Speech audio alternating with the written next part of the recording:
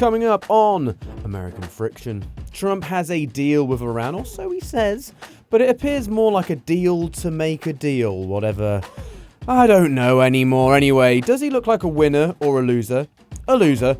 And who's most mad about the whole thing other than Trump himself? Who knows? Let's get into it. This is American Friction.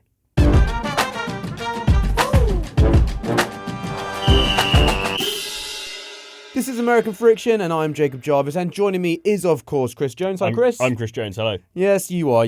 And Nikki McCann-Ramirez. She's here as well. Hi, Nikki. You good? I'm Nikki McCann-Ramirez. Hi. Good. Nikki, Trump has signed an initial deal to end the war with Iran. He's been talking about it for a long time. He's been banging on about it, but it's happened.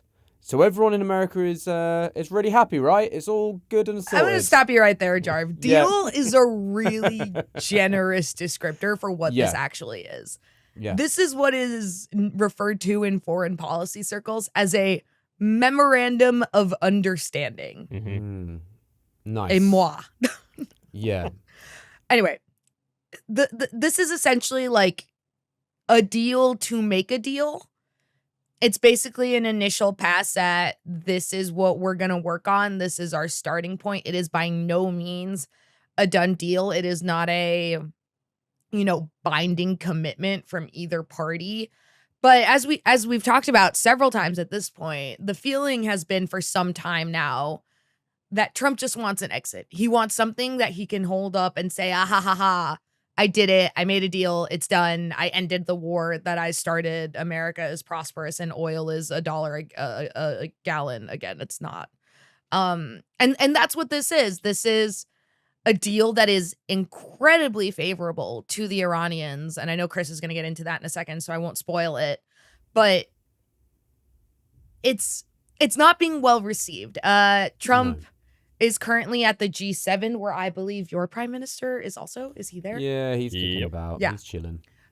Trump is currently at the G7, and on Wednesday during a press conference, he basically told reporters that, no one's seen the deal, but it's a great deal. Everyone loves the deal, even though no one has seen it.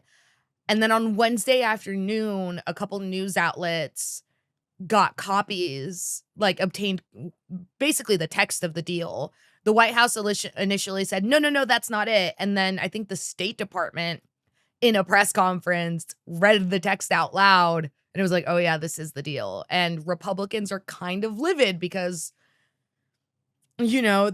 Trump has repeatedly changed his rationale for this war, what the objectives are for the war, what the end game is. He's changed them multiple times. It was initially supposed to last a couple days, then a couple weeks, then a couple months, then it would be over by the midterms. It initially was just, we don't want them to have, nuclear enrichment programs. Now intercontinental ballistic missiles are on the table and economic reparations. And anyway, that's all Chris's domain. But essentially, Republicans are coming out and saying, you're fucking us. Yeah.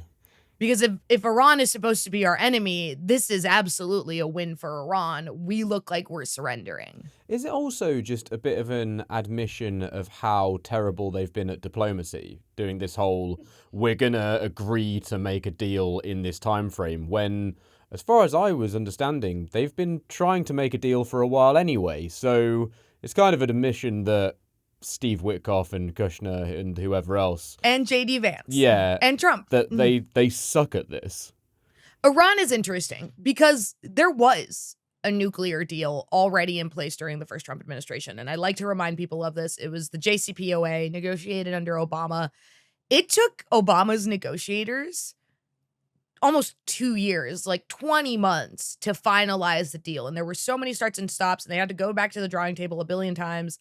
And it was a lot of push and pull with the regime of what these two countries were actually willing to concede.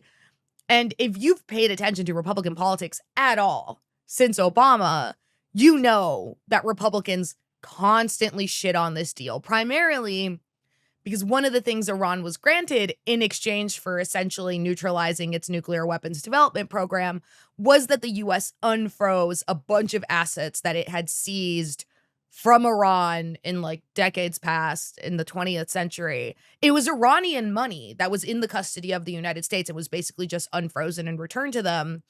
But that was framed as Obama sending pallets and pallets of cash to the Iranian. There's a very like common misunderstanding that that's taxpayer money.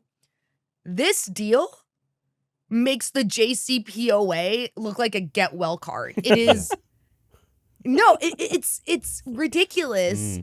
I mean, I just don't know how to frame this as anything other than a capitulation because like I said, Trump wants something he can point to say, no, I ended the war. I ended the war I started that kind of potentially could still crash the economy because he's still threatening Iran. He threatened to bomb Iran again on Wednesday. We've been through this cycle more than a dozen times since the war started. Nothing is guaranteed.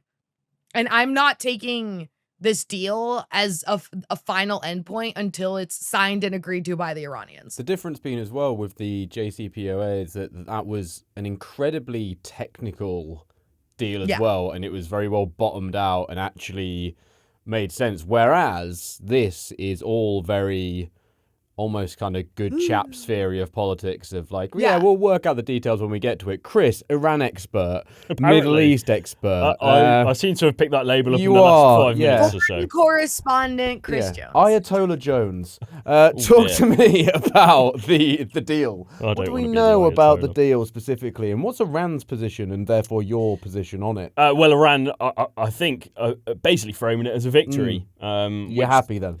Well, just because I'm an Iran expert doesn't mean, I'm Team Iran. I'm Team World Peace, and I'd like that on record. Glad he said that finally. So there's 14 points in this memorandum, and I've outlined 4 that I think are kind of key or important here. I've shortened them, but I'll read them to you, and you can kind of give me your thoughts as and when you like. That's nice, isn't it, Jarv? Yeah. You're welcome. So, number 1, the United States of America and Iran, basically by signing this memorandum, declare the immediate and permanent termination of military operations on all fronts, including Lebanon. So, a halt to military action, which I think we can probably... That was always going to be on there. It was. Yeah. And then point 4, immediately upon the signing of this memorandum, the US will begin the removal of its naval blockade and any disturbances or impediments against the Islamic Republic of Iran and will fully end the naval blockade within 30 days. There's more to that. I've shortened it. Point 6 I thought was interesting. The United States of America undertakes with regional partners to develop a definitive, mutually agreed plan with at least USD 300 billion for the reconstruction and economic development of Iran, basically. So giving them some money to rebuild. It's a lot of money. And then point 8 is that Iran reaffirms that it shall not procure or develop nuclear weapons. The US and the Islamic Republic of Iran have agreed to resolve the disposition of stockpiled enriched material pursuant to a mechanism that will be mutually agreed upon in accordance with the schedule mentioned. It's proper wordy, this. Mentioned in paragraph 7 with the minimum methodology to be downblending on site under the supervision of the IAEA. So basically diluting any uranium that they've got enriched. There's some of the key things that I pulled out from there, but there are pretty much issues with most of them, which a lot of people have picked out, even those on the side of Republican Party. I suppose, Nikki, just with some of those points and some of the issues, one being when it comes to the situation with Lebanon, that ties into what America's sway and or control over Netanyahu is to one extent, doesn't it? So America agreeing to that is actually contingent on all sorts of other factors, for one thing. And then also this $300 billion. Yeah. That kind of, to me, seems like diplomacy via bribery of saying, and look, Iran is completely crippled economically from this. We do have to, there was always going to be some sort of financial side in it, but it does almost to me look like he's kind of just paid to get a deal, which is very Trump. Oh, 100%. And yeah, I will note that the Israeli government is not happy about this. They were not consulted. And yeah, if part of the deal here is Iran has been really clear that for them to agree to anything, there has to be a cessation of hostilities in Lebanon. And if Israel doesn't respect that, that could theoretically tank the entire deal. And it's become abundantly clear at this point that Netanyahu is not particularly scared of the Trump administration. At least a couple times when it seemed that maybe an agreement was going to be reached, Israel restarted its bombing campaign against Lebanon and kind of tanked the whole thing. On the monetary aspect of this all. Monetary. I was telling my coworker yesterday, Wednesday, that there's something really just scummy and but at the same time fascinating about the manner in which Trump has used military operations as a basis for financial gain for himself and his like corporate allies, international allies. And obviously he's claiming that this $300 billion Iran fund is going to be private investment from the Saudis, from the Gulf nations, from American companies. I would not be surprised if, for example, Jared Kushner's firm, which is the same firm that is overseeing the redevelopment, major air quotes around that, plans in Gaza, were to have a slice of the pie. Or, for example, what he did in Venezuela, where he deposed the government, and now a bunch of American companies, some of which, you know, his allies have very close ties to, are now moving in to profit off this like post-military incursion economy.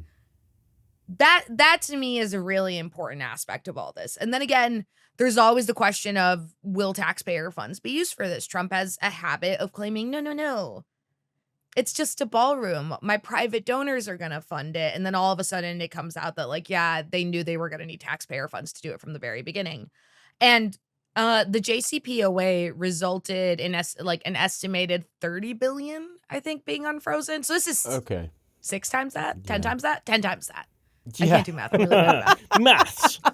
Yeah. Math is look, I'm a writer. I'm not a quant. What was you said last week? 10 it times was that. like I got something there. It was like a cajillion, and then you were like 80,000. Close. Yeah, don't listen to the numbers. Look, I got there. I got there, didn't I? Yeah, you got there. I lost my train of thought. But yeah, I think fundamentally what you have to think about is the status quo with Iran before this war and before Trump. Yeah. Before Trump, there was a nuclear agreement in place. The state of Hormuz was operating under, international laws of free trade, not controlled by any specific government. This deal would theoretically allow the Iranians to charge a toll over the strait. And once again, it showed that it's basically conceding that Iran has control of the Strait of Hormuz. And this payment fund, this reconstruction fund, it basically gives Iran most of the leverage to say, this is what we want, this is what we're getting. And I don't know, I don't see any way you can square this as a win for Trump outside of the short term. The war is theoretically over, but even Republican lawmakers and Republican commentators are openly saying that this sucked. Ben Shapiro called it a disaster on Fox News. Ted Cruz was like, this isn't really good. I don't think the president is being advised well. You're seeing pretty hard line war, like anti-Iran hawks saying that this is a bad deal. Is it lines like that, though? Are they worth noting that, as you say, there's pushback, but people like Cruz are saying it's the advice that's wrong, not Trump? They're trying to pin it wrong. on J.D. Vance. Okay. They're trying to pin this all on J.D. Vance, which J.D. Vance was theoretically the point person on these negotiations. It's really clear that Trump is also kind of prepared to throw him under the bus if things go bad. But the reality is that the primary figure in this war has been the president. Trump has been the one posting on Truth Social, threatening to nuke the country into oblivion, placing deadlines, saying, the deal is here, and then walking it back 48 hours later. I don't think there's any universe where you can say that Trump is not majority responsible for the outcomes here.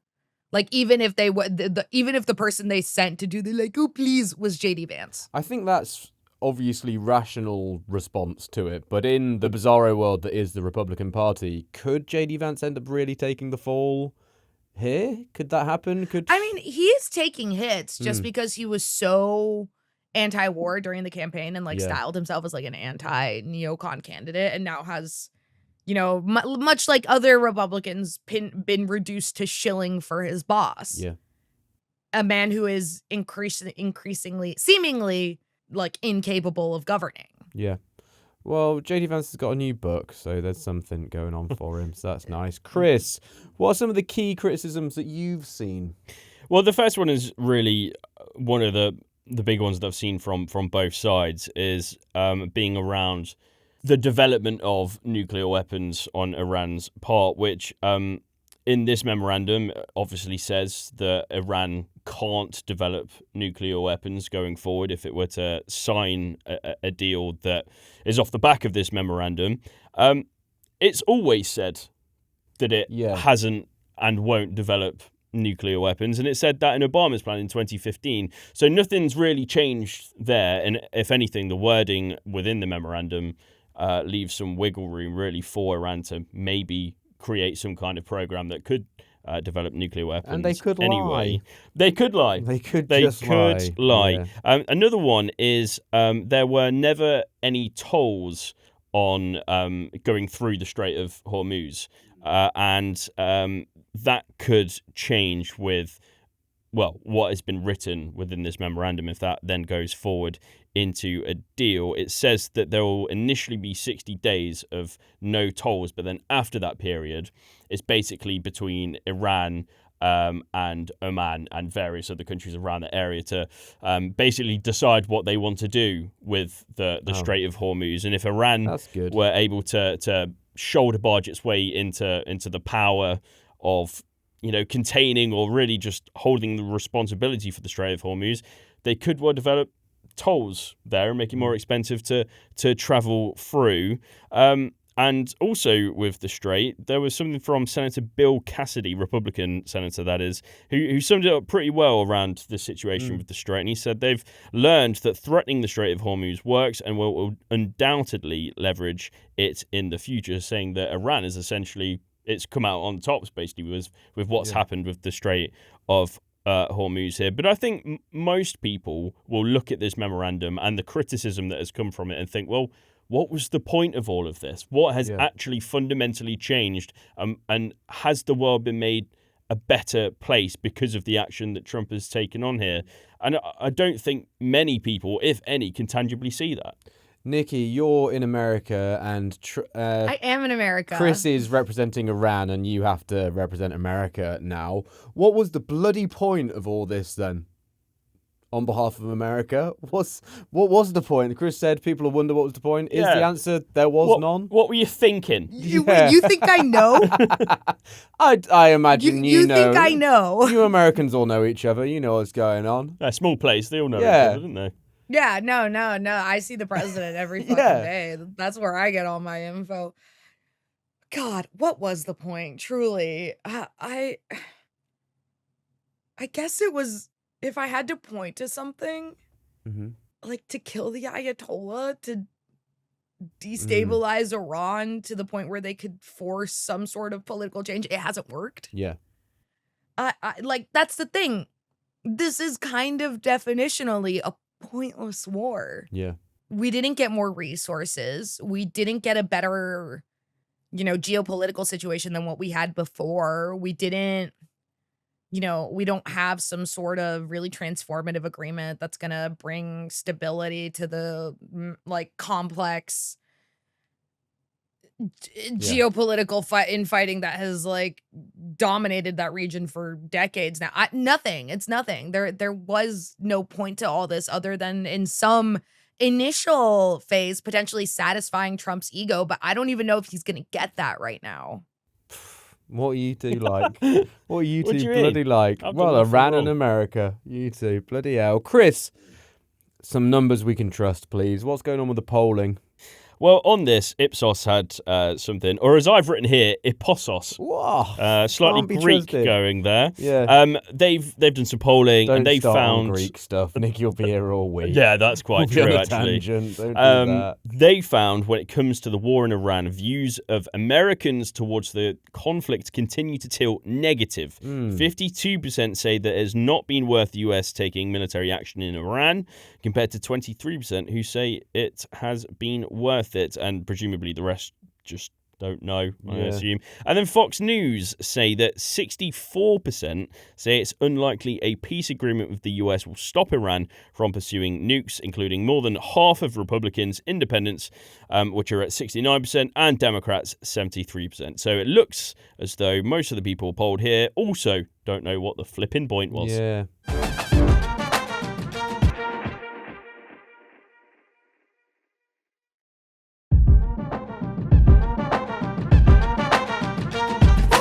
Before we get to the roundup, an appeal to all of your hearts. We need your support to keep the podcast going. We love making the show, but it does cost money. And that's why we need backing on Patreon to keep on going. So from £3 a month, you'll get the show ad-free, and other tiers get you access to bonus content and merchandise. And we do one whole bonus episode every week. A whole bonus episode every single week. You want that, don't you? I know you want that. You bloody want it. You need it in your life. So go sign up to patreon.com/American Friction. We'd love that. You'd love that. It'll be great. There's a link in the show notes, patreon.com/American Friction. If you can't back us there, we get it, but please do go rate, review, and subscribe wherever you're listening to the show. Leave a comment. Talk to us, but nice comments only, guys. Right. The roundup. So it was Trump's birthday. Since we last spoke, and coming up on Monday we have an episode where we happy speak birthday, about Mr. President. Big happy birthday to him. But we have an episode coming up on Monday where we talk about his sort of UFC Fight Club, his birthday bash. He had the bash. So anyway, let's talk about his birthday and how it's been. It's been quite strange. So here are a few things that are younger than Donald Trump.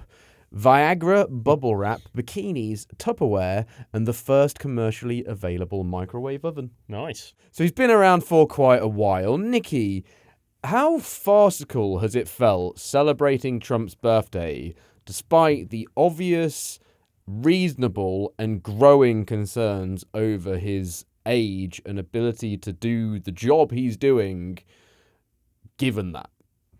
Bold of you to think I celebrated this or even acknowledged it in the slightest. No. June 14th is Flag Day. Okay. Which is a negligible holiday in the United States. That's Flag Day. Shit. What's that? It's never been a thing. It is legitimately, it's not a federal holiday. No. It's like one of those like Instagram, like today's Flag Day. Yeah. Or like today is National Ice Cream Day. I'm gonna find out what day it is. You keep talking, and I'll let you know. It's June 14th. No, it's Trump's birthday. No, but I'll find out what day it is today. What random day it is. Yeah, figure out what day it is today. This is all to say that Trump, when he came in on his second term, decided that he was going to make a really big deal about Flag Day because Flag Day is really important. It's not because it's his birthday. No. It's because he loves the flag. So last year, it was the military parade on the National Mall, which was one of the most miserable experiences I've ever had in D.C. It was stupid hot, way less people than they thought were going to show up. Just miserable, muggy, disgusting, mosquitoes. I saw so much old man belly. And then the parade itself was just really underwhelming. Oh. This year, it was a friggin' $60 million UFC fight in front of the White House. And I know we have an episode coming out with the most wonderful Jack Crosby, my friend and coworker, about that experience. He was there. He's interviewed Dana White a couple times. I've been describing it as like end of empire shit. Like that to me, it's Nero Circus. The images of dudes beating each other to a pulp in front of the White House, like bloody knockouts. And from what I understand, as someone who doesn't really pay that much attention to the Ultimate Fighting Championship, because I don't know, look at me. I think you could scrap. I don't do combat sports. I think you'd be. I don't do combat pretty sports. good at that. I could scrap. No, yeah. I think I could scrap, but like, Anyway, from what I understand, these fights were all pretty kind of deliberate mismatches kind of gives to me the impression that Trump at some point told someone, I want knockouts. And that's kind of how they built the card because every single fight ended in a knockout. Well, it's also because it was like a rush to be for Trump's birthday. So people are sort of in the middle of cycles. They're not, it's a whole lot of prep when it comes to your weight and training and whatever else. Yeah. And my other Rolling Stone colleague, Sasha Leka, who's our chief of photography, he was there. He took some amazing photos. But it looks like blood sport. It's like a Roman emperor facing the decline, just trying to entertain himself through the end of it. And, they claim that it was all privately funded by their corporate sponsors. Again, why are there corporate sponsors at the White House? What year is this? How is this allowed? That's just how it is now. That it was a gift to America that you could only access by subscribing to fucking Paramount Plus, who's owned by David Ellison, who's buying up every news outlet that Trump doesn't like. They're going to buy CNN probably within the next month. I'm getting mad again. I've been mad about this all week. Yeah. The point of it all being that, it's not to be cliche, but it felt like a very death of the republic type thing. We don't celebrate presidents' birthdays like that in this country. That's not what we do. Like they're estimating that it was at least like 10 to 12 million in taxpayer funds just on DC security costs for this event.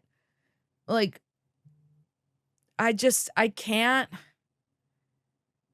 like, I don't conceptualize how we come back from this. Yeah. Because in all, it's kind of, I've said it before, but it's one of those things that it feels not that deep. Like future presidents just need to not throw $60 million birthday parties for themselves at the White House. Yeah. But at the same time, how do we reverse the precedent that companies can buy access in that manner, that the White House is a playground for the ultra rich and the ultra wealthy, that, the president can Trump owns stock in the UFC. He made money off of this. Yeah. Yeah, and it just feels like I'm constantly screaming into a void about how fucked this is. And there's nothing I can do about it. No, I'm sorry. Well, what you can do, though, is celebrate the days that it is today. It's World Tapas Day. Hell as we yeah. record. But tapas. Unfortunately, it's also World International Panic Day. That's me. But it's also International Picnic Day. So you might confuse those two. So you could panic whilst having a picnic made up of tapas. Picnic. Yeah. A tapas. A tapas picnic. Chris, you're so smart. As people are listening to this, so Friday the 19th, National Garfield the Cat Day. Okay. National Pets in Film Day. National Ugliest Dog Day. I wouldn't know how to celebrate that. My dog's beautiful. Sure. And World Sauntering Day. Sauntering. Nice. Nice. Yeah. I prefer today. World Sickle Cell Day as well. Okay. There's some days. Sickle cell. Oh, it's International Box Day. Okay. No, that's good. I mean, they all sound quite comparable to Flag Day. So, yeah, fair enough. Is it just the singular flag? Is it just the American flag? It's not just all flags. All flags. No, it's the American flag. It commemorates the American flag. Okay. Right, okay. Because Yeah. the woke mob could do some pretty funny stuff and say it's all about their flags, and that'd get everyone annoyed. Quite. So let's maybe do it. The woke mob could. I don't know why I'm speaking like I'm on fucking Talk TV or something. The woke mob. Anyway, Piers Morgan. what we do both share the same favourite chocolate bar. Whisper. Dark chocolate bounty doesn't exist yeah, anymore. I knew that already. Yeah, I know. I repeat myself in my old age. Chris, what were some of the most embarrassing tributes to Trump on his birthday? Well, there was two that I saw. There was the video from Pete Hegseth on his Twitter page, which looked like it had been like directed by like J.J. Abrams. It was just like I mean, that sounds quite good. Proper movie kind of like lots of soldiers, lots of peering around corners with like shallow depths of field with Donald Trump kind of, being cool. Yeah. When actually he's just just kind of like probably fighting for survival, let's be honest. Fighting to stay awake. Fighting for survival. Yeah. And then there was another one from Laura Loomer, which was actually, it did make me smile. She tweeted to wish the president a happy birthday and pay tribute to just how unbelievably fast he is. Which was just like, first of all, no, he's not. Yeah. Second of all, I don't think that guy's ever been fast.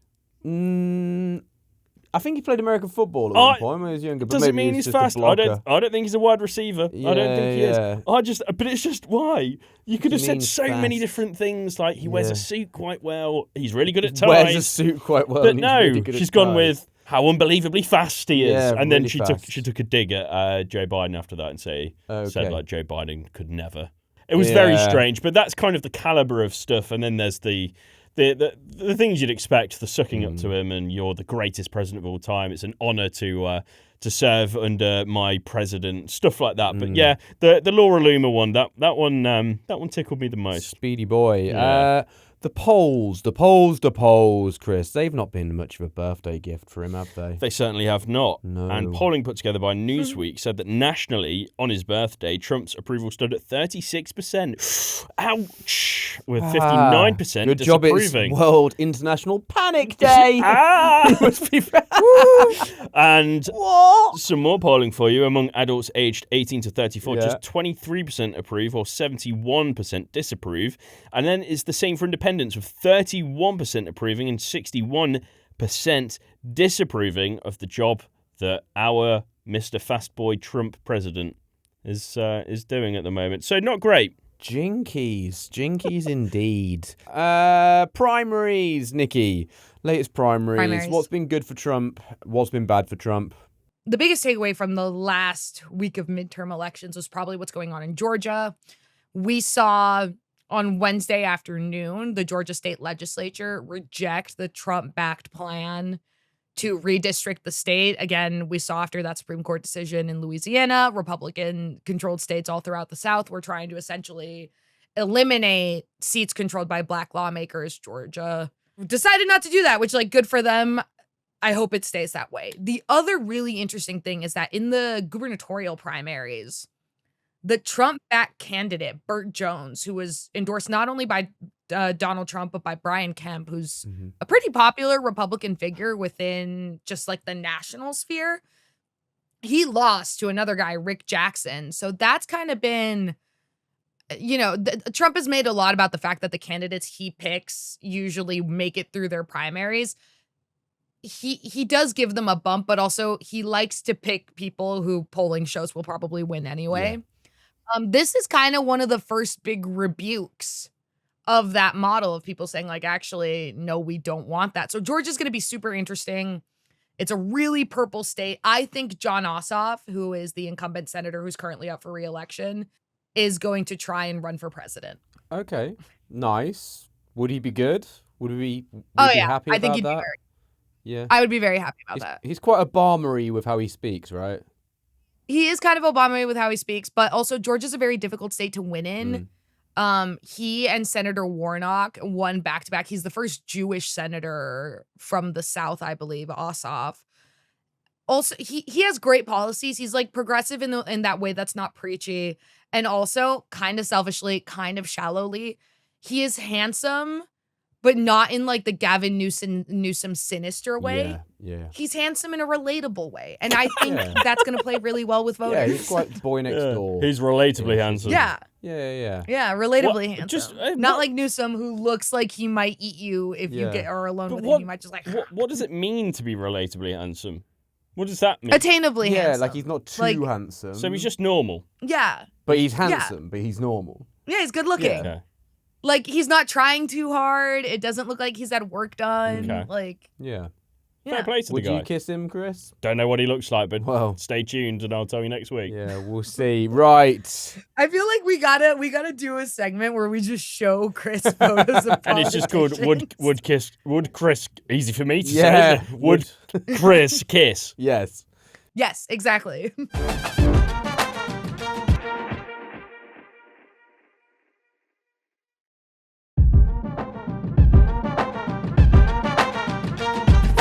Silly question time then, Chris. People ask me all the time, what kind of music do you listen to? And I Okay. never really know how to answer them because I listen to lots of types of music. But if you could only listen to one genre of music for the rest of your life, what would you listen to? Pop. Pop. Yeah, which I Why is feel that? feels like a little bit of a cheat almost because it's quite broad. Just because it's so broad and just pop music. Yeah, good pop music. Specifically, Catchy pop. I've got like 80s shit then I've got sort of some more modern stuff. I've got, pop. It's pop music. It's a cop-out. I'm aware. It's kind of a cheat. that's surprising to me, pop considering music. you love your death metal. I like your my heavy black shit, metal. and I would be disappointed to not have heavy stuff in my life. But I like catchy stuff most, and good energy most. Okay, yeah. And harmonies, I fuck with that, and good melodies.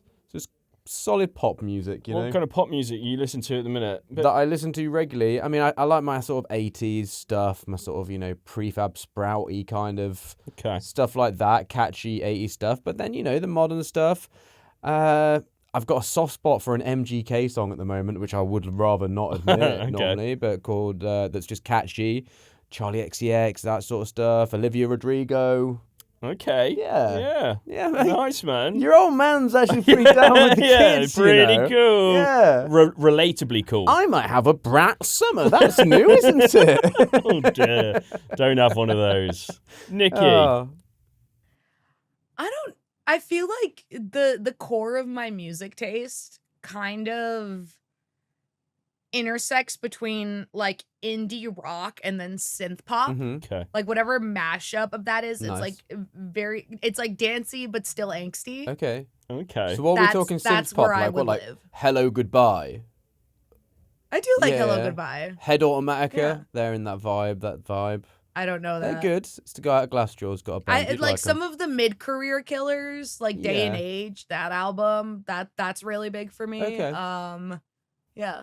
Nice. So what's the genre you listen to for the rest of your life? I don't know what the name of it is. Probably like pop rock, I guess. Power pop. Power I pop. think that sounds like it Is fits pop into rock it. a singular genre? I think you can make it, can't you? Do you I don't reckon? know. That's like Pop rock's basically like Paramore's latest album. Oh, is it his latest album? But then Hard is that Times. just pop as well? Yeah. I don't know.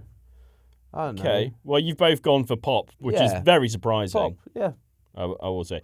Mine's spa music. Spa music. Yeah. What? Spa music. What's Well, that mean? lyrically, Uh-huh. I struggle to remember words. Okay. Like Enya?